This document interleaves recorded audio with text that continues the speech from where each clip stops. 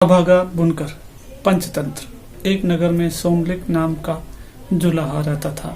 विविध प्रकार के रंगीन और सुंदर वस्त्र बनाने के बाद भी उसे भोजन वस्त्र मात्र से अधिक धन कभी प्राप्त नहीं होता था।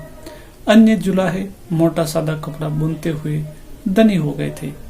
उन्हें देखकर एक दिन सोमलिक ने अपनी पत्नी से कहा, प्रिय, देखो, मामूली कपड़ा बुनने वाले जुलाहों ने भी कितना धन वैभव संचित कर लिया है, और मैं इतने सुंदर उत्कृष्ट वस्त्र बनाते हुए भी आज तक निर्धन ही हूँ। प्रतीत होता है यह स्थान मेरे लिए भाग्यशाली नहीं है, अतः विदेश जाकर धनोपार्जन करूंगा। सोमिलक पत्नी ने कहा, प्रियतम, विदेश में धनोपार्जन की कल्पना मिथ्या स्वप्न से अधिक नहीं। धन की प्राप्ति होनी हो तो स्वदेश में ही हो जाती है, न होनी हो तो हथेली में आया धन भी नष्ट हो जाता है। अतः यहीं रहकर व्यवसाय करते रहो। भाग्य में लिखा होगा तो यहीं धन की वर्षा हो जाएगी। सोमिलक, भाग्य अभाग्य की बातें तो कायर लोग करते हैं। लक्ष्मी उद्योगी और पुरुषार्थी शेर नर को ही प्राप्त होती है। शेर को भी अपने भोजन के लिए उद्यम करना पड़ता है। मैं भी उद्यम करूंगा, विदेश जाकर धन संचय का यत्न करूंगा। यह कहकर सोमिलक वर्धमानपुर चला गया। वहां 3 वर्षों में अपने कौशल से 300 सोने की मोहरें लेकर वह घर की ओर चल दिया। रास्ता लंबा था। आधे रास्ते में ही दिन ढल गया, शाम हो गई। आसपास कोई घर नहीं था। एक मोटे वृक्ष की शाखा के ऊपर चढ़कर रात बिताई। सोते सोते स्वप्न आया कि 2 भयंकर आकृति के पुरुष आपस में बात कर रहे हैं। एक ने कहा, हे पुरुष, तुझे क्या मालूम नहीं है कि सोमिलक के पास भोजन वस्त्र से अधिक धन नहीं रह सकता? तब तूने इसे 300 मोहरें क्यों दी? दूसरा बोला, हे भाग्य, मैं तो प्रत्येक पुरुषार्थी को एक बार उसका फल दूंगा ही। उसे उसके पास रहने देना या नहीं रहने देना तेरे अधीन है। स्वप्न के बाद सोमिलक की नींद खुली तो देखा कि मोहरों का पात्र खाली था। इतने कष्टों से संचित धन के इस तरह लुप्त हो जाने से सोमिलक बड़ा दुखी हुआ और सोचने लगा, अपनी पत्नी को कौन सा मुख दिखलाऊंगा, मित्र क्या कहेंगे। यह सोचकर वह फिर वर्धमानपुर को ही वापस आ गया। वहां दिन रात घोर परिश्रम करके उसने वर्ष भर में ही 500 मोहरें जमा कर ली। उन्हें लेकर वह घर की ओर जा रहा था कि फिर आधे रास्ते में रात पड़ गई। इस बार वह सोने के लिए ठहरा नहीं, चलता ही गया। किंतु चलते चलते ही उसने फिर उन दोनों पौरुष और भाग्य को पहले की तरह बातचीत करते सुना। भाग्य ने फिर वही बात कही कि, है पौरुष, क्या तुझे मालूम नहीं कि सोमिलक के पास भोजन वस्त्र से अधिक धन नहीं रह सकता? तब उसे तूने 500 मोहरें क्यों दी? पुरुष ने वही उत्तर दिया, हे भाग्य, मैं तो प्रत्येक व्यवसायी को एक बार उसका फल दूंगा ही। इससे आगे तेरे अधीन है कि उसके पास रहने दे या छीन ले। इस बातचीत के बाद सोमिलक ने जब अपनी मोहरों वाली गठरी देखी तो वो मोहरों से खाली थी। इस तरह 2 बार खाली हाथ होकर सोमिलक का मन बहुत दुखी हुआ। उसने सोचा, इस धनहीन जीवन से तो मृत्यु ही अच्छी है। आज इस वृक्ष की टहनी से रस्सी बांधकर उस पर लटक जाता हूँ और यहीं प्राण दे देता हूँ। गले में फंदा लगा।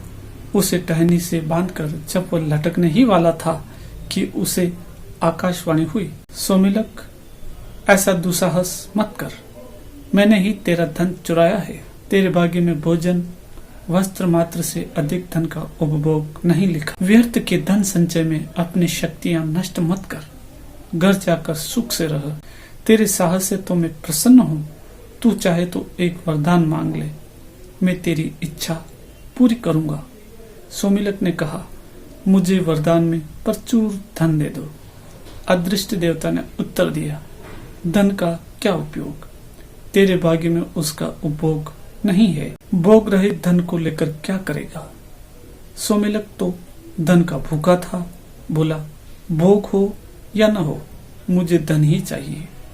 बिना उपयोग या उपभोग के भी धन की बड़ी महिमा है। संसार में वही पूज्य माना जाता है जिसके पास धन का संचय हो।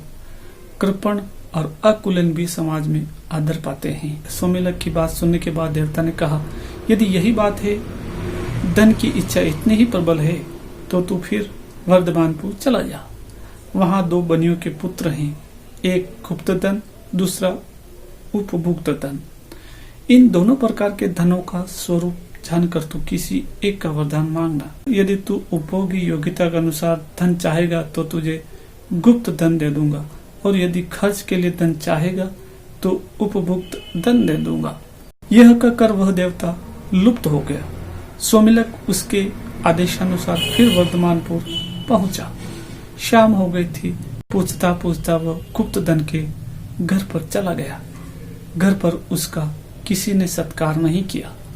इसके विपरीत उसे भला बुरा कहकर गुप्त धन और उसकी पत्नी ने घर से बाहर धकेलना चाहा, किंतु सोमेलक भी अपने संकल्प का पक्का था।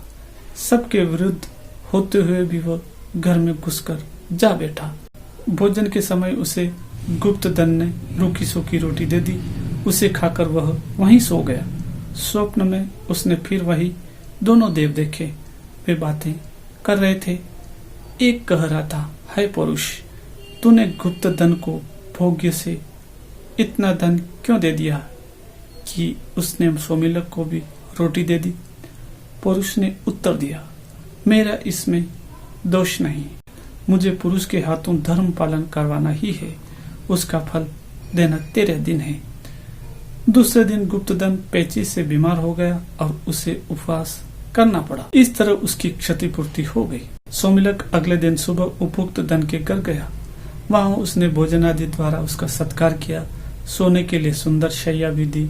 सोते सोते उसने फिर सुना, वही दोनों देव बातें कर रहे थे। एक कह रहा था, है पुरुष, इसने सोमेलक का सत्कार करते हुए बहुत धन व्यय कर दिया है, अब इसकी क्षतिपूर्ति कैसे होगी।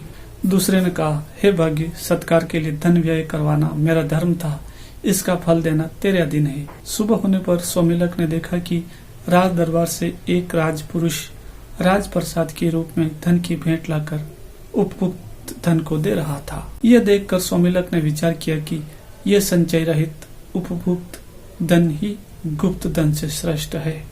जिस धन का दान कर दिया जाए या सत्कार्यों में व्यय कर दिया जाए, वह धन संचित धन की अपेक्षा बहुत अच्छा होता है।